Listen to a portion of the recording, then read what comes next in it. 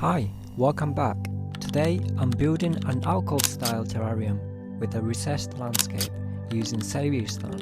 I'll walk you through my thought process step by step, and I'll show you how this build looks after 5 months and 10 months. I hope you enjoy it. This build is a little different. Instead of my usual terrarium paste for the background, I'm using this plant fiber fabric called Kachakagun from Picta, designed specifically for plants to grow on. I start by roughly cutting the fabric based on where I want the stones to sit. I'm not gluing it into the glass. I want the stones to hold it in place. A simple click keeps it from shifting while I work. I test place the stones first to visualize the layout.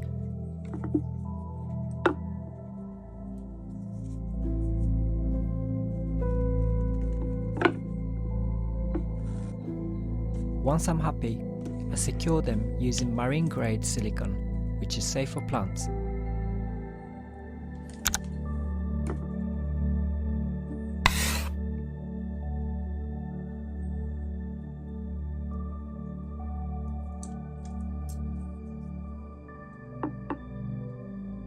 As I place the first stone, I leave gaps at the top of the stones that allow space for planting later, then repeat the process for the second piece.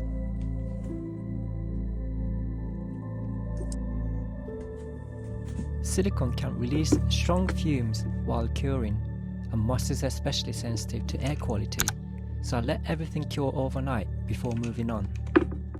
For this build, I wanted a sense of natural flow, so I arranged the stones to create a diagonal line across both the upper and lower sections. Once the hardscape is done, it's time for substrate. I'm keeping it simple with pluvial stratum, a lightweight volcanic soil that retains moisture and feeds plants. It's often used in aquariums, but it works perfectly here, especially to keep the background fabric moist.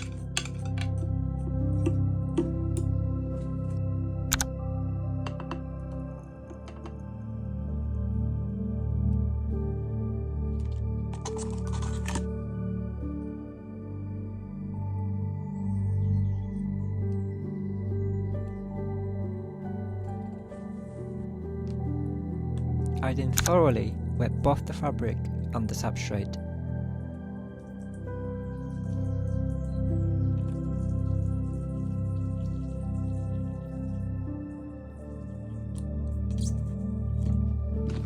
I usually plant seedlings or established plants, but this time I wanted to experiment. I'm sowing baby hygrophila seeds at the front, hoping they'll form a carpet. We'll see how that turns out later.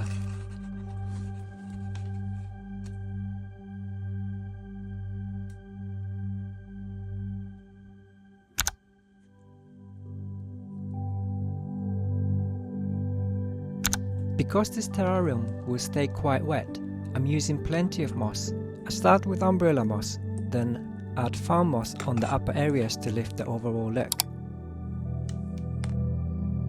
Next is Hupasia serrata, also known as farm moss.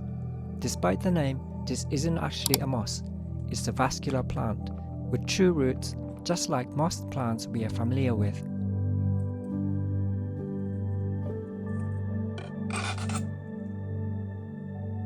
I then add liverworts, and this feels like a good moment to explain the difference.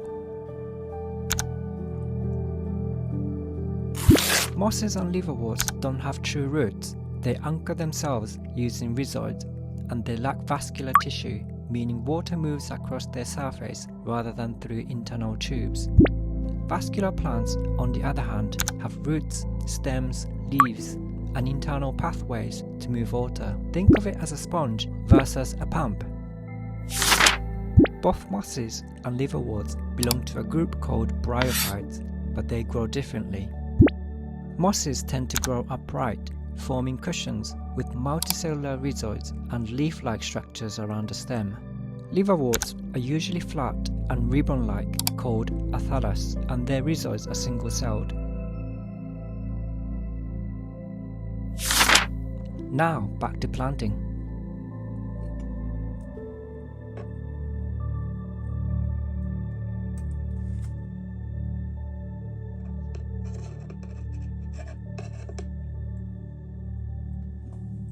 As I place the liverworts, I pause and observe the landscape.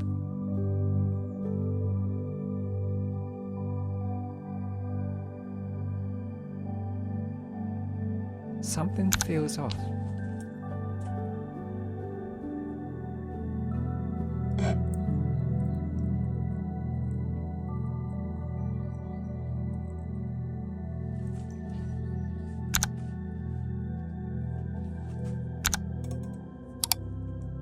The plants were sitting at similar heights, making the scene feel flat, so I rearranged them and add taller moss on the left.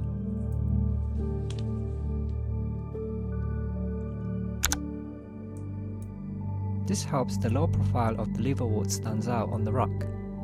I then continue adding more moss.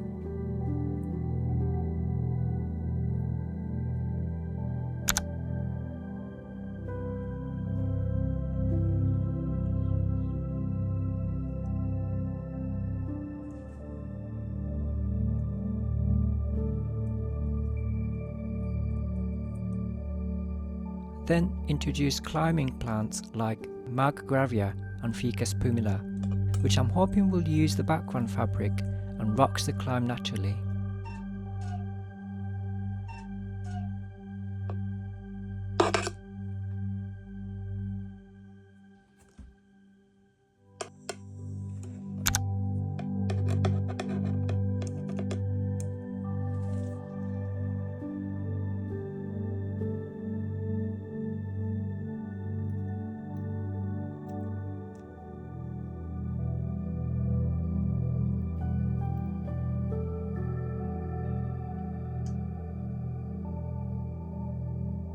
To add texture, I include Peperomia imaginella.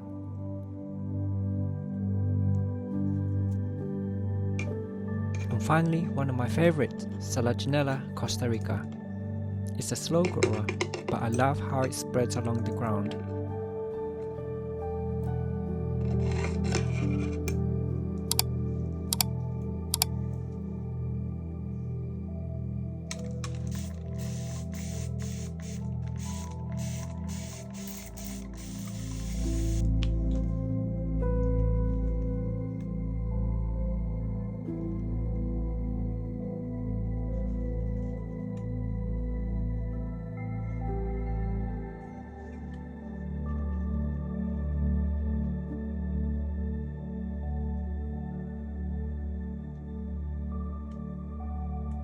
After a final mist and clean, the terrarium is complete.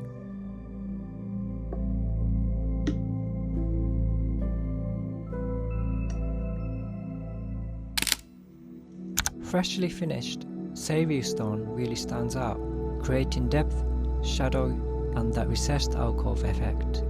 5 months later, the plants begin to take over, with the hygrophila forming a soft foreground carpet.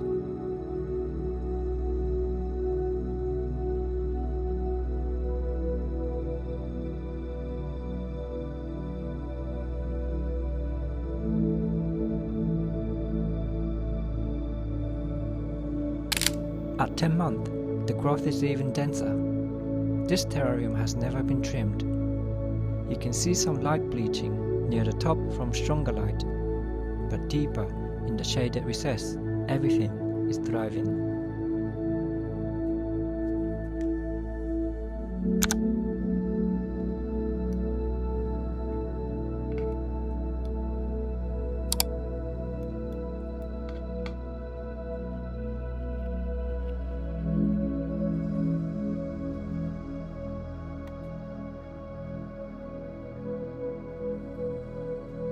My Selaginella continues to spread, and I'm especially excited about the umbrella moss, which is now producing sporophytes, a great sign that conditions are just right, especially since mosses are very sensitive to air quality. That's it for this build. I hope you enjoyed it and that you learned something new about mosses and liverworts along the way. If you did, please leave a like, a comment and consider subscribing. Thanks for watching, and I'll see you next time.